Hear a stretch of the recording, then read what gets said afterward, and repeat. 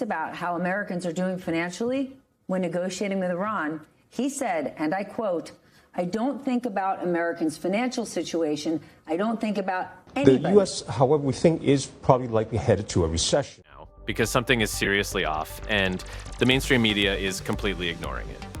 While Wall Street insiders are quietly moving their capital into safety, everyday retail investors are about to get absolutely wrecked. The game has officially changed, and if you don't adjust your strategy today, you're going to end up holding the bag.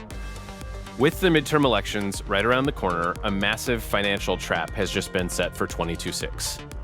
Here's the cold, hard data they don't want you to see. Prediction platforms just pushed the US recession probability to a staggering 41%. Geopolitical chaos in the Middle East has crude oil pinned near $100 a barrel, fueling a massive energy squeeze. On top of that, new import tariffs are hitting the supply chain hard. Goldman Sachs warns this alone will spike inflation by a full percentage point. Because of this chaos, the Federal Reserve has hit the brakes on rate cuts, locking the benchmark interest rate tight between 3.5 and 3.75%. They are trapped in a brutal, low-hire, low-fire standoff, waiting to see who blinks first while the economy chokes. What does this mean for your wallet? It means the dream of cheaper mortgages, car loans, and credit card relief is dead for 2026.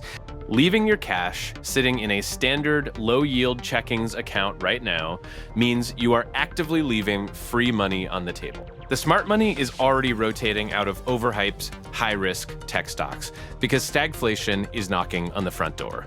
Even though S&P Global projects a 2.2% GDP baseline, the ground-level reality for the common man is a painful squeeze. You do not have to be a victim of this cycle. It is time to deploy the ultimate recession survival blueprint.